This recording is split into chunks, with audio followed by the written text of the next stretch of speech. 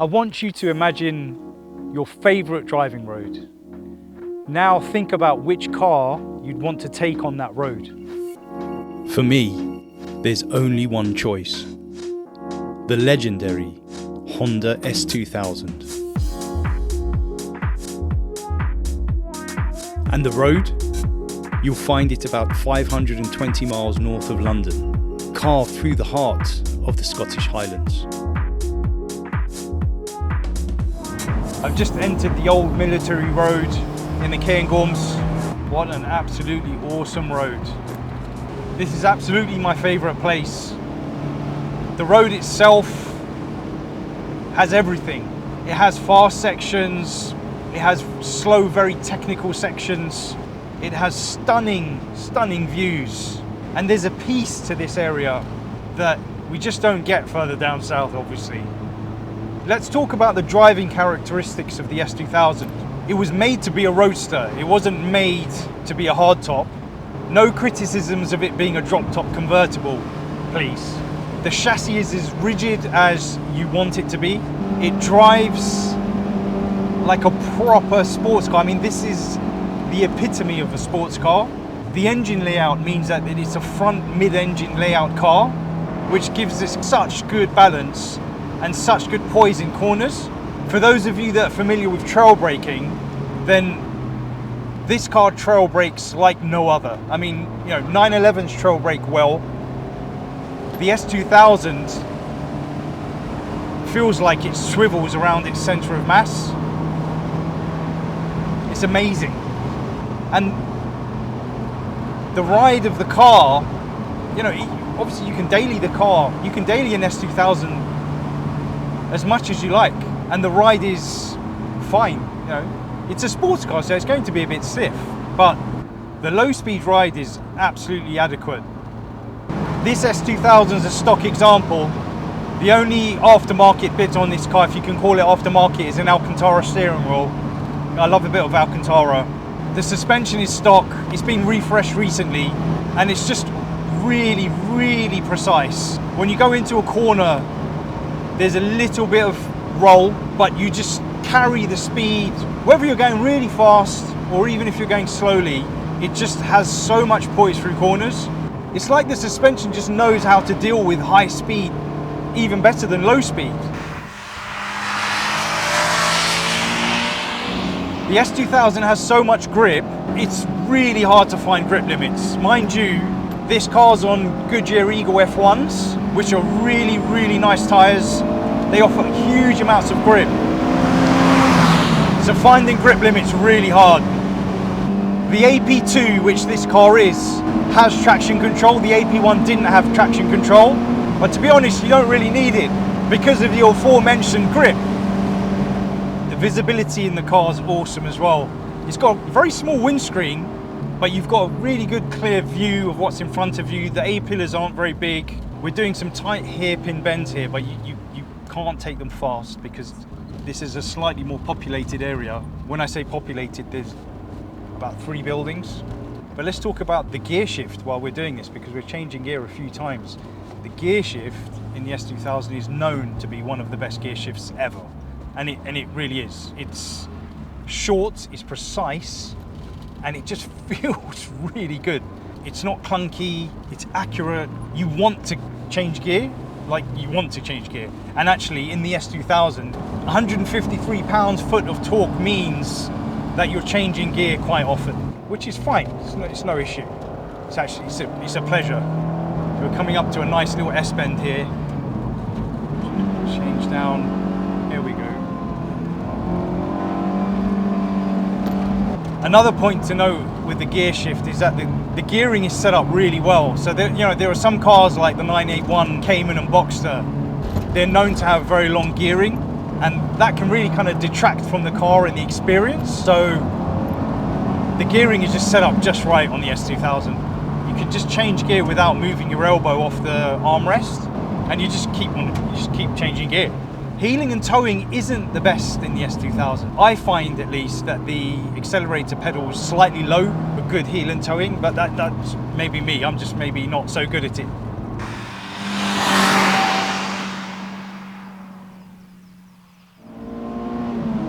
The engine in the S2000 is the F20C 2-litre engine, and that came in the AP1 and the AP2 models. AP2 models in the US did get the F22, which is a 2.2 litre, but here in the UK we got the 2 litre F20.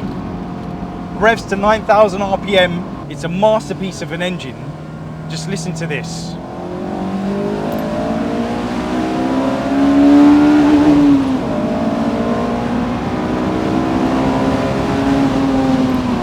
Another characteristic of the engine and the car is that you feel like you need to change gear much earlier than you actually need to.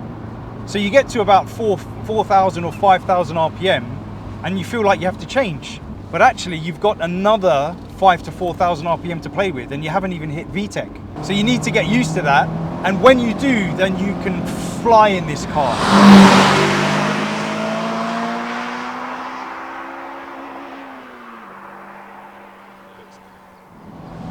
One of the criticisms of the S2000 that I've heard from people that have driven them, because it's a bit of a Marmite car, is that it's a bit underpowered, it's rough, it's not terribly fast.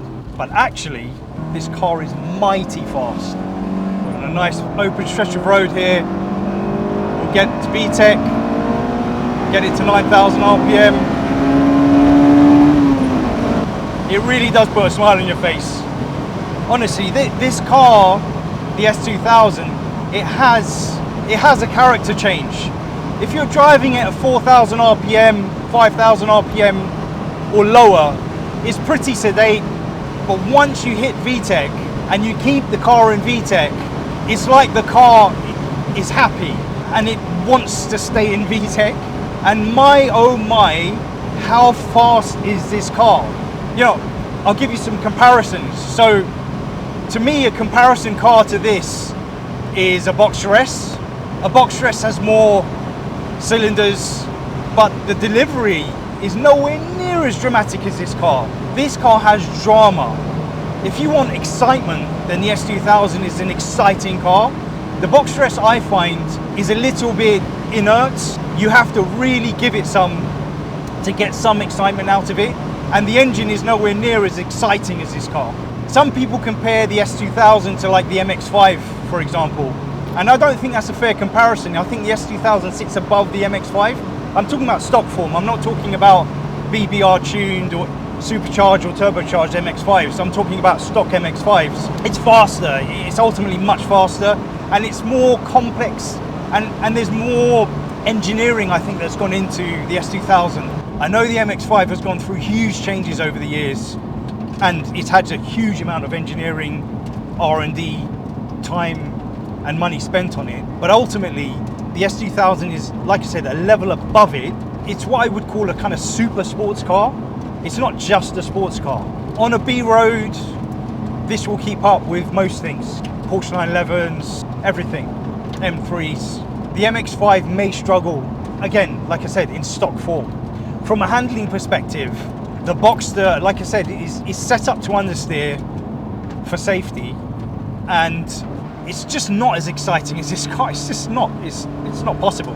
I think the S2000 is just the perfect blend of old school and new school. You know, the car has xenon headlights. It's got LED rear tail lights. It's got climate control. The AP2, as I said before, has traction control. But my man, you can really drive this car fast, safely. There is what you could call a slight Achilles heel with the S2000, and that's the steering. It's electric.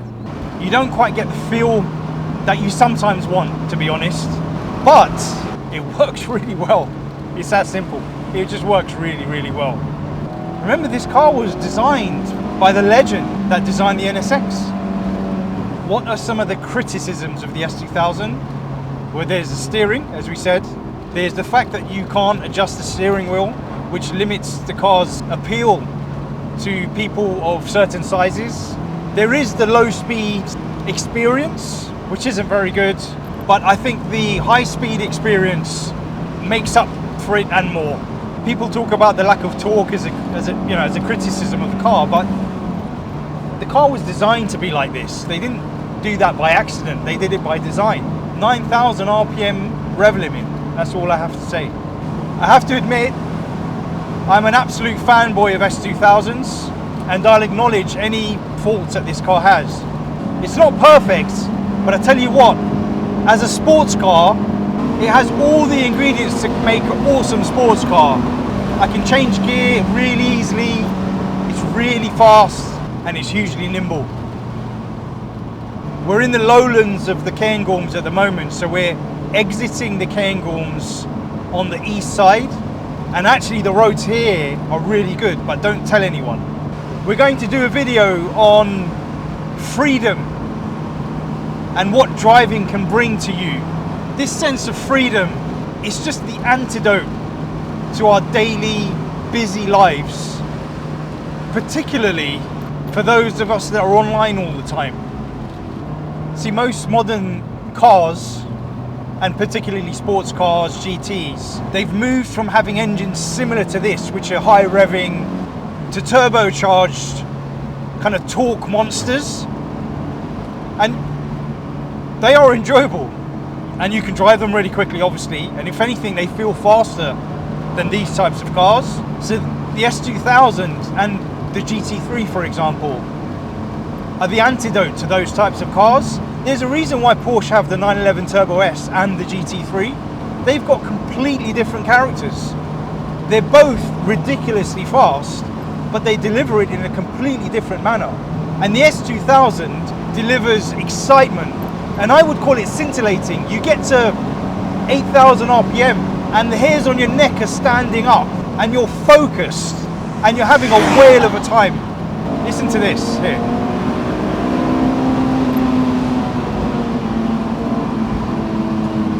What are my conclusions with the S2000? I've said a few of these things already in this video, but it's a focused sports car. There's nothing else that's really like the S2000. It's very unique. It's very different from an NSX, just because of the nature of the high red line of the engine at 9,000 RPM. You could compare it to a GT3, for example. But then again, the driving characteristics of the two cars are different. The way this car changes direction, I've not experienced in any other car so far, not to this extreme ability. Let's also add that the Honda S2000 is extremely reliable.